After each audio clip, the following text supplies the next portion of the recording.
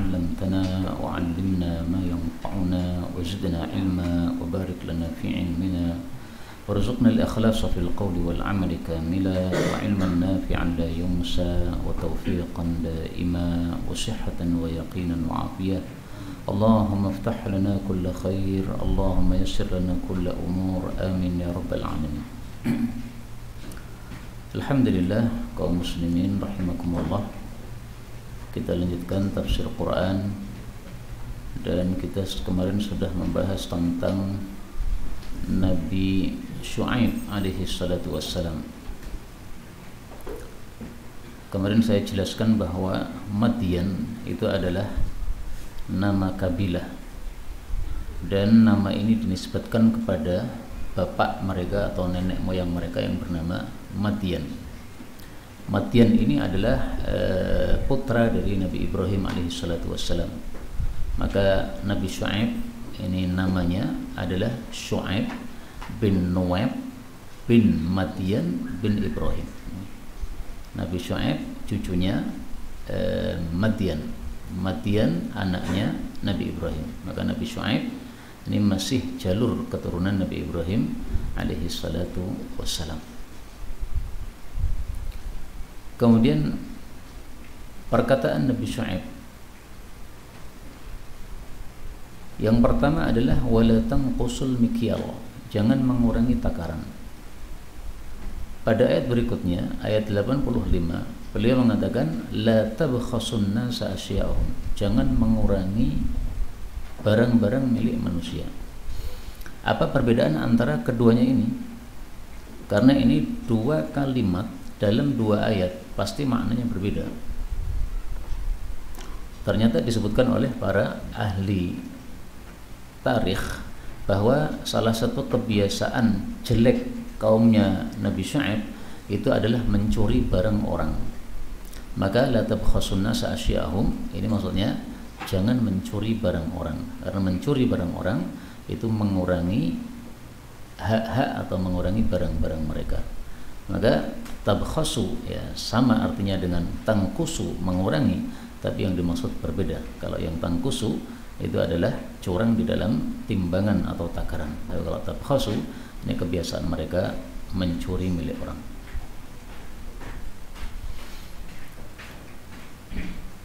Kita lanjutkan ayat yang berikutnya 89. Allah Subhanahu wa taala mengatakan wa ya qaumi, dan wahai kaumku, la yajrimannakum, betul-betul janganlah menyebabkan kalian, syiqaqi, menyelisih terhadap saya, ayyusibakum, bahwa menimpa kepada kalian, mithlu ma asaba, semisal apa yang telah menimpa qaum Nuhin, kepada kaumnya Nabi Nuh alaihi salatu wassalam, au qaum Hudin, atau kaumnya Nabi Hud alaihi salatu wassalam, au qaum Salih, atau kaumnya Nabi Salih alaihi salatu wassalam, wa ma qaum Lutin, dan tidaklah kaumnya Nabi Lut alaihi salatu wassalam, minkum, dari kalian, biba'idin, jauh. Ini nasihat Nabi Syu'aib alaihi salatu wassalam kepada kaumnya, yaitu jangan menyelisih saya, nanti kalau menyelisih saya akan mendapatkan siksa sebagaimana umat-umat terdahulu. Maka nasihat Nabi Syu'aib ini menunjukkan bahwa hendaklah kita mengambil pelajaran dari kisah-kisah atau kejadian-kejadian yang sudah lewat sebelum kita. Sebagaimana kemarin sudah kita sampaikan, Allah Subhanahu wa taala sebutkan itu dalam banyak ayat. Allah mengatakan fa'tabiru ya ulil absar. Allah mengatakan faqsusil qasasa la'allahum yatafakkarun. Allah mengatakan laqad kana fi qasasihim ibratul liulil albab. Faqsusil qasasa, ceritakanlah kisah-kisah, la'allahum yatafakkarun, supaya mereka berfikir atau mengambil pelajaran dari kisah tersebut. Ini surat Al-A'raf ayat 176. Kemudian yang dimaksud oleh beliau ma asaba qaum Nuhin, sesuatu yang menimpa kaumnya Nabi Nuh, yaitu adalah ditenggelamkan oleh Allah Subhanahu wa taala. Adapun yang menimpa kaum Nabi Hud alaihi salatu wasalam adalah angin sorsor. Dan yang menimpa kaumnya Nabi Saleh alaihi salatu wassalam adalah sayhah atau teriakan yang sangat keras dari malaikat Jibril alaihi salatu wassalam. Maka dari sini kita ambil pelajaran bahwa siksa Allah Subhanahu wa taala itu bermacam-macam, tidak satu macam. Sebagaimana disebutkan dalam ayat yang lain, Allah katakan pada surat Al-Ankabut ayat 40, fakullan akhadna bidzambih, masing-masing kami siksa dengan sebab dosanya. Faminhum man arsalna alaihi hasiba, ada yang kami kirimkan kepada mereka kerikil. Siapa ini, Pak? Kaumnya Nabi Lut alaihi salatu wassalam. Wa minhum man akhadathu sayhah, ada yang mengenai mereka teriakan yang sangat keras, yaitu teriakan malaikat Jibril. Nah, itu yang mengenai kaumnya Nabi Saleh ini.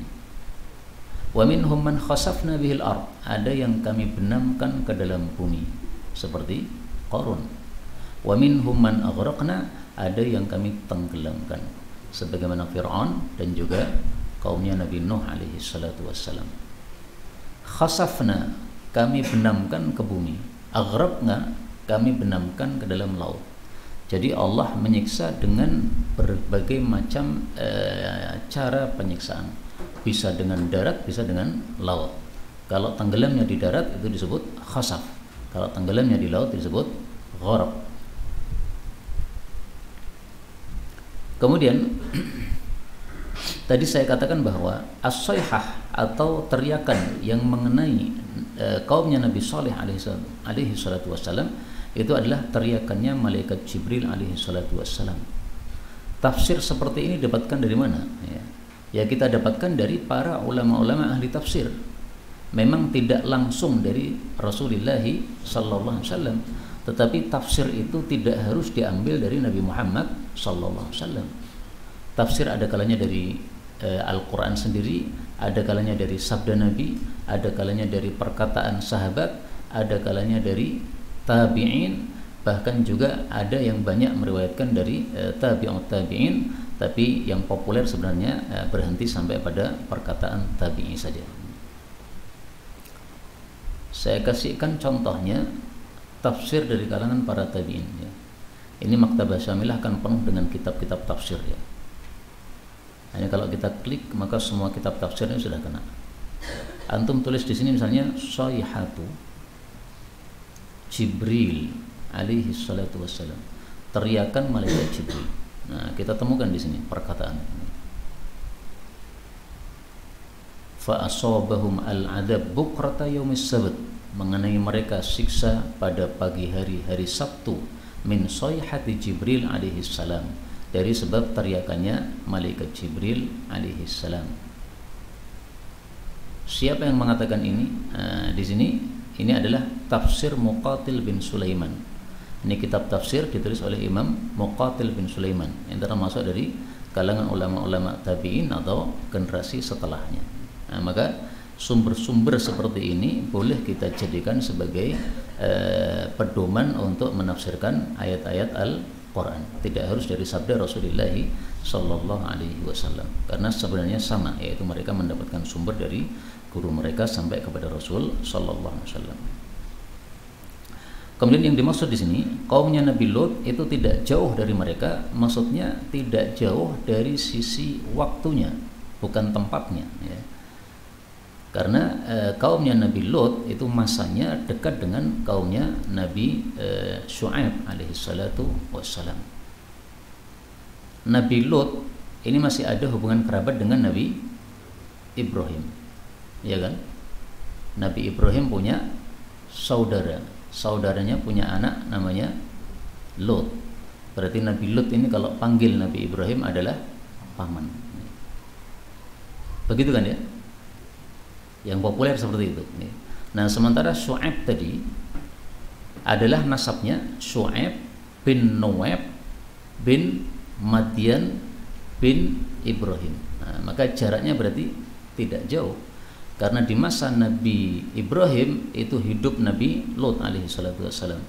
Kemudian setelah Nabi Ibrahim ada generasi 3 berikutnya setelah itu adalah Nabi Syuaib alaihi salatu wassalam. Itulah maksud biba'id, ya, tidak jauh, yaitu masanya, bukan jarak tempatnya. Kemudian ayat berikutnya Allah mengatakan wastaghfiru, dan istighfarlah kalian rabbakum, kepada pemelihara kalian. Thumma, kemudian tubu, tobatlah ilaihi, kepadanya. Inna rabbi, sesungguhnya pemeliharaku, rahimun, maha sayang, wadudun, maha cinta. Yang dimaksud istighfar di sini, minta ampun, itu maksudnya adalah minta ampun dari kesyirikan yang mereka lakukan. Maka maksudnya Nabi Syuaib dari kata-kata istighfiru itu adalah disuruh untuk masuk Islam atau mengikuti ajaran tauhid, mengesahkan Allah Subhanahu wa taala. Tapi meskipun demikian, yang dimaksud istighfiru adalah istighfar dari syirik atau masuk Islam, tapi tetap saja kita ambil pelajaran dari ayat ini bahwa istighfar kepada Allah Subhanahu wa taala diperintahkan, dan tobat kepada Allah Subhanahu wa taala juga diperintahkan. Fadilah istighfar sangat banyak sekali. Dua hadis yang paling populer tentang fadilah istighfar saya tampilkan. Yang pertama, sahifatihi. Rasulullah bersabda, tuba, bahagia, liman wajada, bagi orang yang mendapatkan fi sahifatihi, dalam catatan amalnya, istighfaran katsira, istighfar yang banyak. Ini hadis riwayat Ibnu Majah, derajatnya sahih. Maka memperbanyak istighfar ini termasuk sesuatu yang sangat dituntunkan di dalam Islam ini. Maka kemarin saya ijazahkan kepada antum semuanya baca istighfar, astaghfirullahaladzim wa atubu ilaih, minimal sehari 100 kali. Kemudian yang kedua, Rasul sallallahu alaihi wasallam bersabda, man lazimal istighfar, siapa yang melazimi istighfar, maka Allah kasih 3 fadilah. Pertama, ja'alallahu lahu min kulli dhiqin makhraja, Allah jadikan untuk setiap kesempitan ada solusinya. Ini yang pertama. Yang kedua, wa min kulli hammin faraja, dan dari setiap kesusahan pasti ada kelonggaran. Yang ketiga, wa razaqahu min haitsu la yahtasib, dan Allah kasih rezeki dia dari arah yang tidak disangka-sangka. Ini kalau kita memperbanyak istighfar kepada Allah Subhanahu wa taala. Maka salah satu kunci untuk melancarkan rezeki sebagaimana dijelaskan oleh para ulama adalah memperbanyak istighfar. Hasan Al-Basri didatangi oleh seseorang, wahai Imam Hasan, kami keluarga miskin, bagaimana solusinya supaya mendapatkan solusi dari Allah Subhanahu wa taala sehingga rezeki kita tidak kekurangan? Maka beliau menyuruh untuk memperbanyak istighfar. Datang lagi orang yang kedua kepada Hasan Al-Basri mengadukan bahwa mereka dari sisi harta tidak kurang, tapi tidak punya keturunan. Sudah lama menikah tapi belum dikaruniai keturunan. Maka beliau juga memerintahkan untuk memperbanyak istighfar.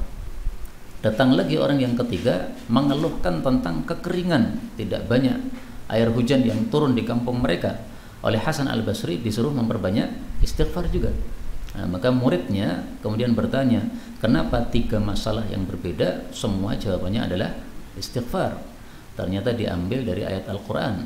Allah Subhanahu wa ta'ala mengatakan, wa yumdidukum bi amwalin wa banina wa yaj'al lakum jannatin wa yaj'al lakum anhara. Surat Nuh ayat 11 dan seterusnya. Allah setelah menyuruhkan tentang istighfar lalu menyebutkan fadilahnya. Yursilis sama alaikum midrara, Allah kirimkan air hujan dengan deras. Wa yumdidukum bi amwal, Allah tambahi harta. Wa banin, Allah tambahi anak-anak. Wa yaj'al lakum jannat, Allah buat untuk kalian kebun-kebun. Wa yaj'al lakum anhara, Allah buat untuk kalian sungai-sungai. Pertanyaan, kapan kita disebut memperbanyak istighfar? Atau kapan disebut banyak? Dengan hitungan berapa dalam masalah wirid disebut banyak? Saya temukan jawabannya dalam kitab Qutul Qulub, bahwasanya dalam bab wirid banyak itu adalah 300. Tapi ini bukan sabda Rasulullah sallallahu alaihi wasallam.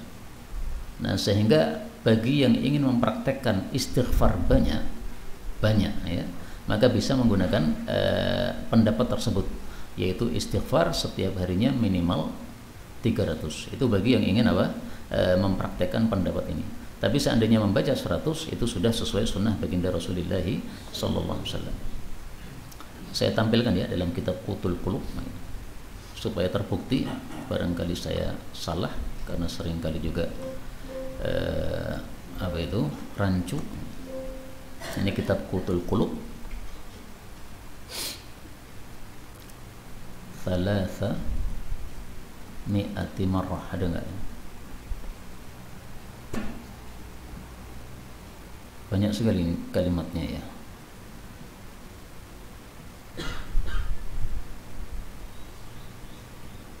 Nah ini, wal yukthir minas salati 'ala nabi sallallahu alaihi wasallam fi yaumil jum'ah wa lailataha. Hendaklah memperbanyak selawat kepada Nabi pada hari Jumat dan malam Jumat. Wa aqallu dzalika, dan minimal banyak itu adalah ayyusalli alaihi sallallahu alaihi wasallam 300 marrah. Selawatnya 300 kali ya. Ini pendapat dari penulis kitab Qutul Qulub fi muamalatil mahbub ya, fi muamalatil mahbub. Mahbub maksudnya Allah Subhanahu wa taala. Penulis kitab ini adalah Abu Talib Al-Makki, seorang ulama sufi, wafat tahun 386. Dan faedah ini saya temukan dari guru kami Al-Habib Umar Ibnu Hafidh hafizahullahu taala. Mestinya masuk di syuyukh tasawuf di sini. Nah, ini Habib Umar nih orangnya. Al-Habib Umar bin Hafidh, ulama dari Yaman. Ini beliau yang saya dengar faedah ini dari beliau. Kemudian saya cari dalam kitab Qutul Qulub dan ternyata ketemu betul. Baik, kita lanjutkan. Allah Subhanahu wa taala mengatakan, qalu, mereka berkata, ya Syuaib, wahai Syuaib, ma nafqahu, kami tidak paham, katsiran, banyak, mimma taqul, dari apa yang kamu ucapkan. Wa inna, dan sesungguhnya kami, lanaraka, sungguh kami melihat engkau, fina, di tengah-tengah kami, dha'ifan, orang yang lemah. Walaula, dan kalaulah tidak rahtuka, karena kelompokmu atau asyirahmu, larajamnaka, sungguh kami merajam engkau sampai mati. Wa ma anta, dan tidaklah engkau alaina, bagi kami, bi'azizin, orang yang mulia. Kaum muslimin rahimani wa rahimakumullah, maksud ayat ini adalah bahwa kaumnya disuruh untuk istighfar, kembali dari ajaran syirik menjadi tauhid. Mereka mengatakan, kami tidak paham apa yang kamu ucapkan, dan kamu itu orang yang lemah, dan kalau bukan karena asyirahmu, kami sudah bunuh kamu. Kami memuliakan kamu gara-gara asyirahmu, kelompok yang kuat. Seandainya asyirahmu kelompok yang lemah, kami sudah bunuh kamu sejak dulu. Ini perkataan kaumnya Nabi Syuaib alaihi salatu wassalam. Kita ambil beberapa faedah. Faedah yang pertama, nafqahu, fikih itu artinya paham. Ma nafqahu, kami tidak fikih, maksudnya kami tidak paham. Apa perbedaan antara ilmu dengan fikih? Ilmu lebih luas daripada fikih. Fikih itu lebih khusus. Fikih itu disebut fikih ketika seseorang paham dan mengamalkan. Maka kalau hanya paham saja, tidak mengamalkan ilmu, itu hanya disebut apa? Alim atau ilmu saja, tapi tidak disebut fikih atau faqih. Dan definisi ini kita temukan dalam perkataan para ulama rahimahumullah ta'ala. Misalnya dalam kitab Sunan Darimi kita temukan definisi al-faqihu.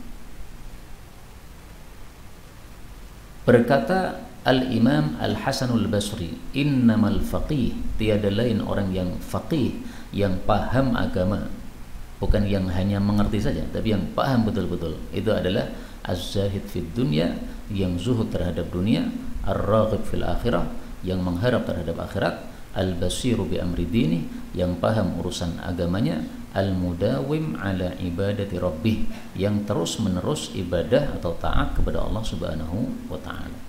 Ini definisi faqih dari Al-Hasan Al-Basri.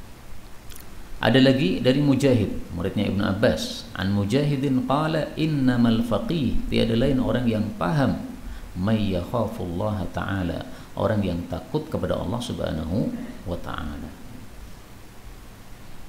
Maka tampaknya kita ini belum sampai kepada derajat apa? Faqih. Ini ya mungkin sedikit-sedikit faqih lah ya, tapi belum sampai kepada faqih betul-betul. Makanya Nabi ketika menyampaikan tentang orang yang dikehendaki kebaikan oleh Allah Subhanahu wa taala, Nabi mengatakan man yuridillahu bihi khairan yufaqihu fiddin, tidak mengatakan yu'allimhu fiddin.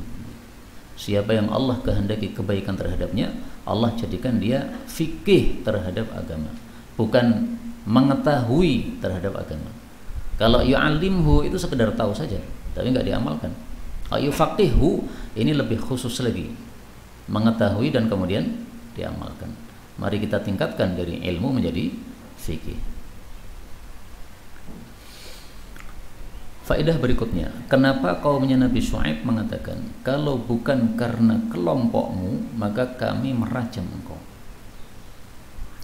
Karena kebiasaan orang zaman dulu, kalau ada yang murtad atau menyelisih ajaran nenek moyang, mereka kemudian apa? Merajam. Nah, maka mereka katakan kami rajam karena kamu menyelisih ajaran nenek moyang. Dan makna ini kita temukan juga pada perkataan bapaknya Nabi Ibrahim alaihi salatu wassalam pada surat Maryam. Qala araghibun anta an alihati ya Ibrahim la illam tantahi la arjumannaka. Wahai Ibrahim, kalau kamu tidak berhenti, kamu akan kami rajam. Wahjurni maliya, dan singkirilah saya pada waktu yang lama. Nah, di sini arjumannaka ini bisa diartikan dua ya. Dirajam yaitu dilempari batu sampai mati. Karena adatnya orang dulu, siapa yang keluar dari agama maka dirajam sampai mati. Atau la arjumannaka itu maksudnya adalah akan kami cela engkau. Maka kata-kata rojama dalam bahasa Arab itu bisa bermakna dua, merajam atau melempar dengan batu atau melempar dengan celaan. Demikian juga di sini ya, la rojamna ini bisa bermakna dua, tapi yang masyhur adalah yaitu makna yang pertama, dirajam sampai mati. Ayat berikutnya Allah mengatakan qala, Nabi Syuaib berkata, ya qaumi, wahai qaumku, arahti, apakah kelompokku, a'azzu alaikum, lebih mulia bagi kalian, minallah, daripada Allah, wattakhattumuhu, dan kalian menjadikan Allah wara'akum, di belakang kalian, zihriya, yaitu di belakang punggung. Inna rabbi, sesungguhnya pemeliharaku, bima ta'maluna, dengan apapun yang kalian amalkan, muhitun, meliputi. Maksudnya Nabi Syuaib adalah, apakah engkau menjaga saya, tidak membunuh saya hanya semata-mata karena kelompok saya atau asyirah saya?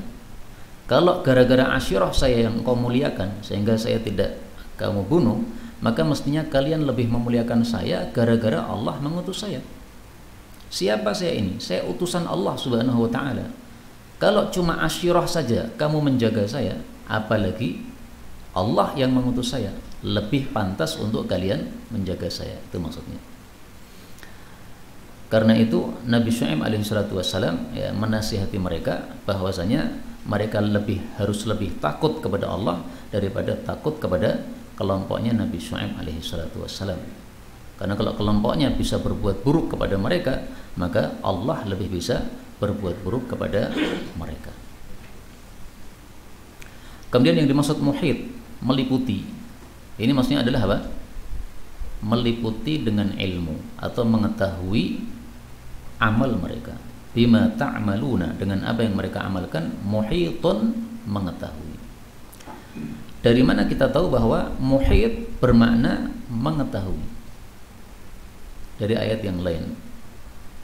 Apa ayatnya?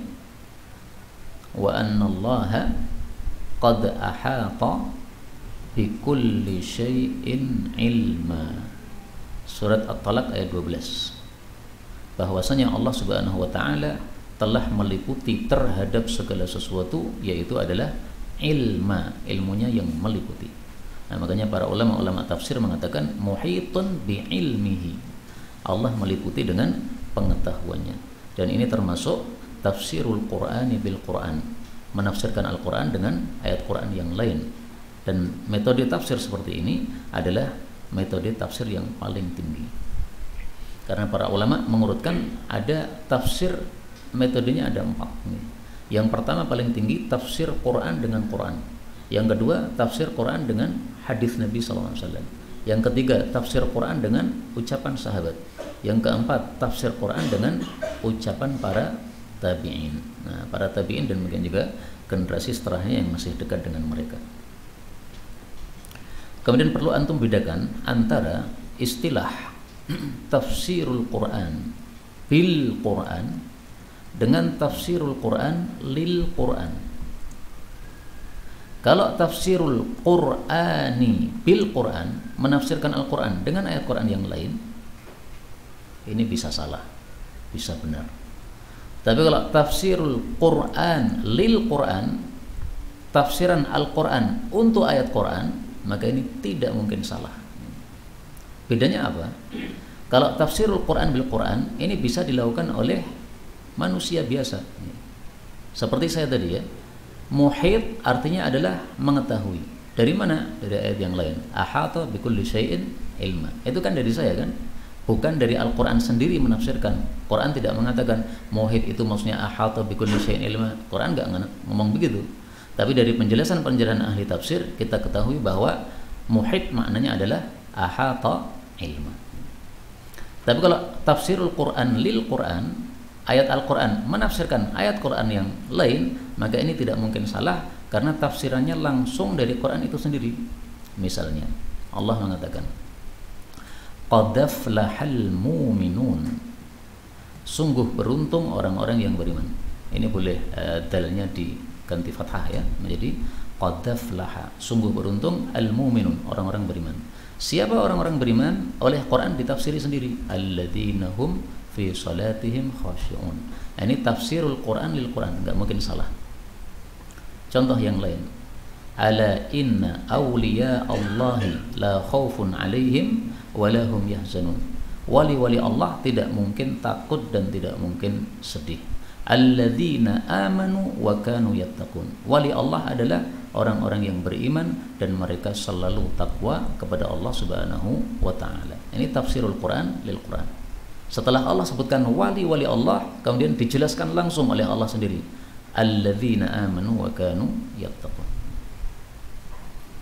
Nah, ilmu seperti ini bisa antum baca dalam kitab-kitab tentang ulumu Al-Quran. Dan salah satu kitab yang bagus adalah kitab yang ditulis oleh teman kita Ustadzah Ummuz Zahra. Judulnya adalah At-Tibyan. Nggak ada di sini ya. Nah, nanti dicari di Telegram saya ya. Telegramnya ini kitabnya Kutub Arabiyah lil Indonesiyin, kitab-kitab Arab karya orang-orang Indonesia. Antum tulis di sini At-Tibyan, mudah-mudahan ada ya. Kalau nggak ada, Tafsiru Al-Quran.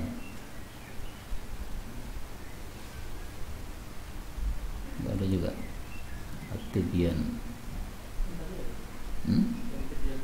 Ada berarti. Ini kitab At-Tibyan li Ummi Zahra. At-Tibyan fi Tafsiril Quran bil Quran. Ini ditulis oleh Ustadzah Ummuz Zahra, Ustadzah Ismiyati Mahmudah, dan sudah dibaca oleh 344 orang ya. Atau sudah di-download oleh 340 orang. Alhamdulillahirabbil alamin. Saudara sudah nulis apa di sini selama ngajar di sini? Enggak nulis ya. Tulis apa gitu? Misalnya apa? La yusannif illa ulama. Tidak menulis kecuali ulama. Ini teori yang benar, tetapi tidak mutlak ya. Karena mutlak kebenaran dari Allah Subhanahu wa taala. Imam Nawawi di dalam kitab Majmu' Syarah Muhadzab pada jilid pertama ya, beliau menghasung para tulabul ilm untuk menulis. Kenapa? Karena kata beliau, orang yang menulis itu butuh untuk membaca, mutalaah. Maka orang menulis itu terpaksa membaca, sehingga dengan sebab dia menulis menyebabkan ilmunya menjadi lebih berkembang. Tapi kalau kita tidak menulis sama sekali, maka tidak ada paksaan dalam diri kita untuk memperbanyak membaca. Karena orang kalau tidak membaca tidak mungkin bisa menulis. Apa yang mau dia tulis? Dia tidak memiliki sesuatu. Faqidu syai'i la yu'ti. Maka teori beliau jangan menyebabkan antum tidak nulis karena saya belum ulama, enggak begitu. Tetap menulis, karena menulis itu ada faedahnya bagi pelakunya, itu terpaksa untuk mutalaah.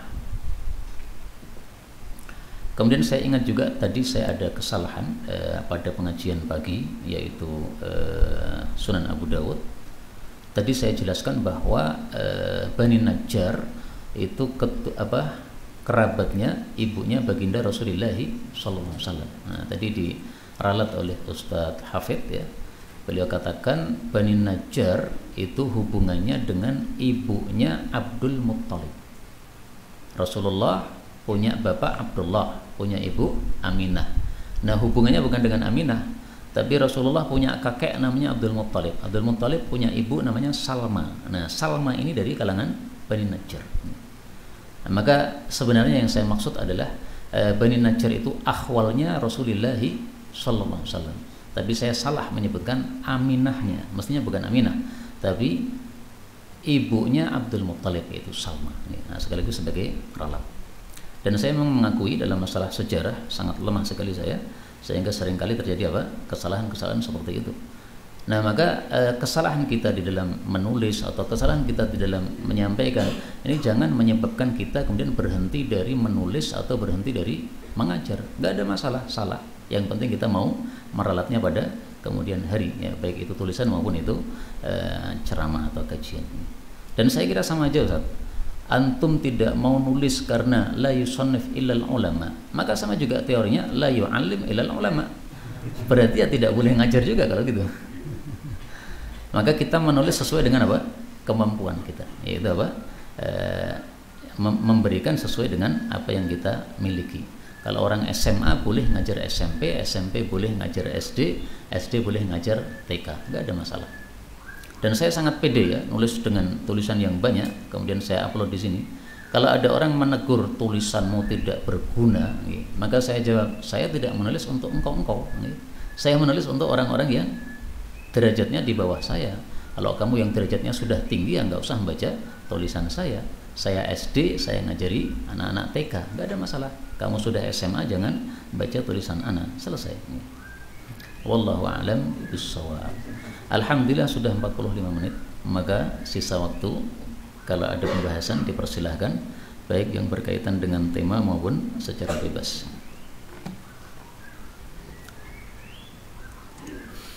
Fadal kalau ada mau pembahasan. Monggo.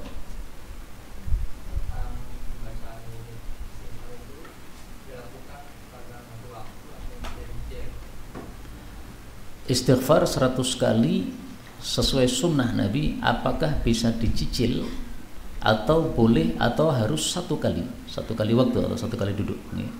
Tidak ada masalah kita baca dengan waktu yang berbeda-beda.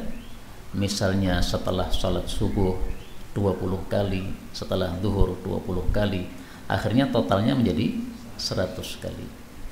Tetapi ada kebiasaan Nabi SAW dalam satu majlis beliau langsung baca istighfar 100 kali. Saya tampilkan dua dalil. Dalil yang pertama, in kunna lana'uddu li Rasulillah sallallahu alaihi wasallam fil majlisil wahid. Kami biasanya menghitung Rasul sallallahu alaihi wasallam dalam satu majlis mengucapkan Rabbighfirli wa tub alayya innaka antat tawwabur rahim mi'ata marratin, 100 kali. Jadi fil majlis ya, dalam satu majlis artinya ketika beliau duduk itu sudah menyelesaikan 100 kali. Maka ini bisa kita terapkan ketika kita bermajlis, baik majelis ilmu seperti ini atau kita duduk di atas bis perjalanan, maka minimal sekali duduk itu sudah membaca 100 kali istighfar ini. Dalil yang kedua dalam kitab Al-Adabul Mufrad karya Al-Imam Al-Bukhari. Rasul sallallahu alaihi wasallam terkadang salat duha. Setelah salat duha beliau istighfar 100 kali.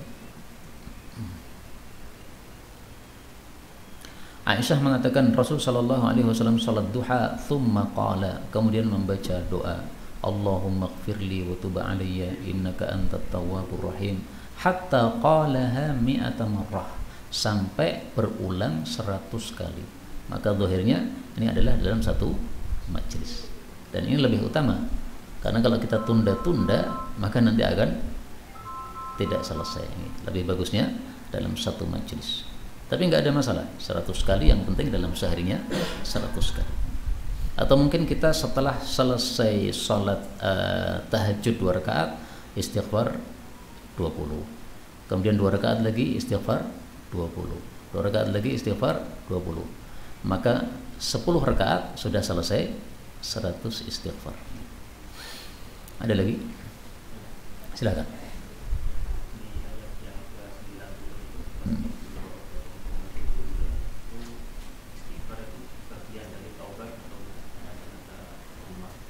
Ya.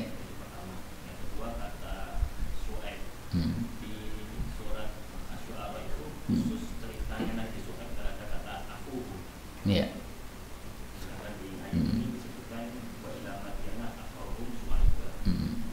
Yang tidak ada akhuhum yang di mana? Bagaimana ayatnya? Ya. Surat Asy-Syu'ara ayat 177. Kadzdzaba ashabul aikatil mursalin idz qala lahum Syu'aibun ala tattaqun. Telah mendustakan penghuni Aikah kepada para rasul ketika berkata kepada mereka, Nabi Syu'aib, kenapakah kalian tidak bertakwa? Pertanyaan Ustaz Hafid, kenapa di sini tidak ada akhuhum, saudara mereka, sementara untuk Madyan dikatakan akhuhum, saudara mereka? Para ulama sejarah mengatakan Nabi Syu'aib dikirim kepada 2 kaum. Kaum yang pertama adalah Ashabul Aikah, kaum yang kedua adalah Madyan. Nah, Nabi Syu'aib termasuk dari kelompok Madyan, sehingga Nabi Syu'aib ketika bilang kepada Madyan dikatakan oleh Allah akhahum. Tapi ketika Nabi Syu'aib dakwah kepada Ashabul Aikah maka tidak disebutkan akhahum. Ini salah satu penjelasan ahli sejarah. Ya, ada khilaf di antara mereka apakah Ashabul Aikah dengan Madyan ini sama ataukah beda. Tapi tidak disebutkannya akhahum di sini, ini menguatkan pendapat yang mengatakan bahwa Ashabul Aikah bukanlah Madyan. Kemudian tadi sebelumnya bertanya juga tentang istighfar. Apakah istighfar termasuk dari tobat? Karena di sini ada kata-kata thumma, kemudian. Kemudian ini menunjukkan apa? Berarti itu adalah langkah berikutnya. Yang saya paham wallahu a'lam bissawab, tobat itu artinya kembali kepada Allah Subhanahu wa taala. Maka orang istighfar pun juga kembali kepada Allah Subhanahu wa taala. Kita salat juga kembali kepada Allah Subhanahu wa taala. Kita berdoa kepada Allah Subhanahu wa taala juga kembali kepada Allah Subhanahu wa taala. Tapi istilah tobat yang biasa dipakai di dalam istilah itu sendiri, yaitu asal istilah tobat itu adalah ketika seseorang menyimpang dari jalurnya Allah Subhanahu wa taala. Kemudian kembali lagi kepada jalurnya Allah Subhanahu wa taala. Jadi manusia ini kan disuruh untuk menuju kepada Allah Subhanahu wa taala sehingga sampai kepada surganya Allah. Tapi kadang-kadang menyimpang keluar, maksiat atau durhaka. Nah, disuruh kembali lagi ke jalurnya Allah Subhanahu wa taala, itu yang disebut sebagai taubat. Wallahu a'lam bishawab. Ada lagi?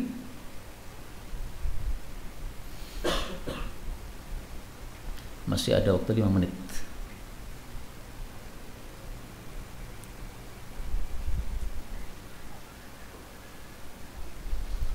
kayaknya lebih semangat hadis ya daripada tafsir ya.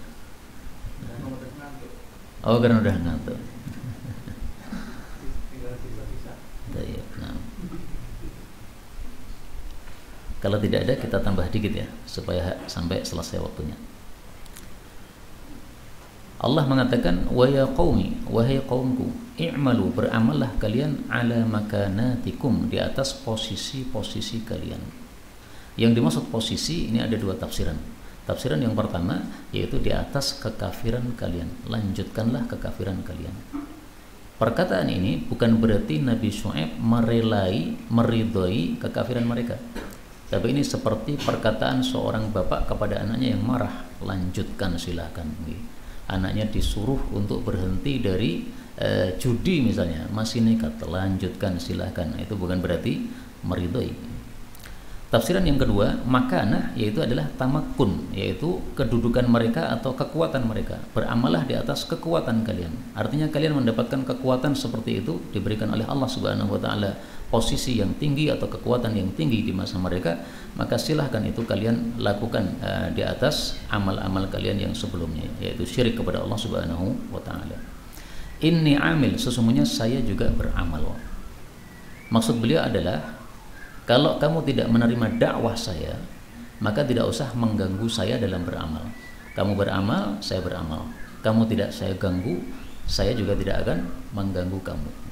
Dan makna ini kita temukan di dalam ayat yang lain, yaitu Allah Subhanahu wa taala sebutkan pada surat Yunus ayat 41. Wa in kadzdzabuka, kalau mereka mendustakan engkau, faqul li amali wa lakum amalukum, maka katakan kepada mereka, bagiku amalku, bagimu amalmu. Nah, ini kalimat ini ditafsiri oleh para ulama, yaitu jangan saling mengganggu. Kalau kamu tidak menerima dakwahku, minimal nggak usah mengganggu saya. Karena para nabi itu selain mereka didustakan dakwah mereka, mereka juga diganggu di dalam mereka beramal.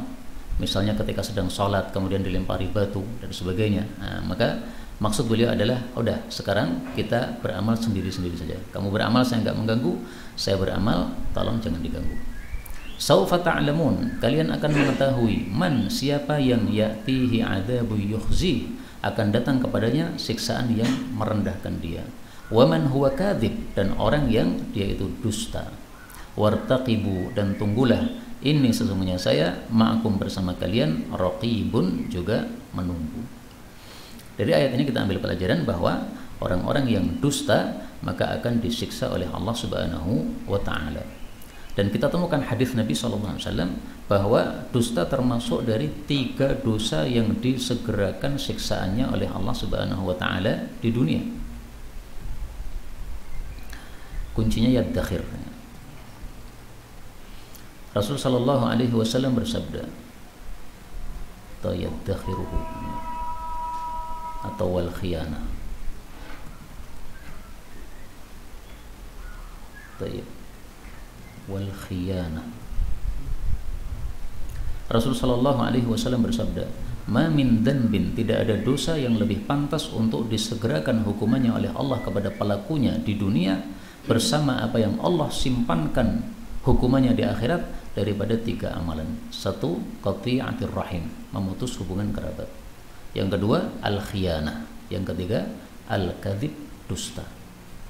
Sebaliknya, sesungguhnya amalan taat yang paling cepat diberi balasan oleh Allah Subhanahu wa taala adalah silaturrahim.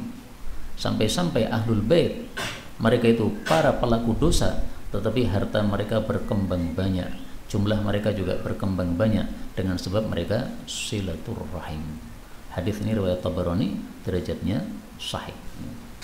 Maka kata guru kami Syekh Ratib An-Nabulsi, kalau kita rezekinya sempit, maka hendaklah kita introspeksi, barangkali kita tidak melakukan apa? Silaturrahim. Juga disampaikan oleh guru kami yang barusan keluar dari penjara, Dr. Zain An-Najah. Beliau jelaskan ketika membacakan hadis Nabi SAW, "Man ahabba ayyubsata lahu fi rizqihi," barang siapa yang ingin untuk dihamparkan rezekinya, wayung sa'alahu fi atharihi, dan ditambah usianya, falyasil rahimah, hendaklah menyambung hubungan kerabat. Nah, kata beliau, kalau kita rezekinya sempit, hendaklah kita introspeksi.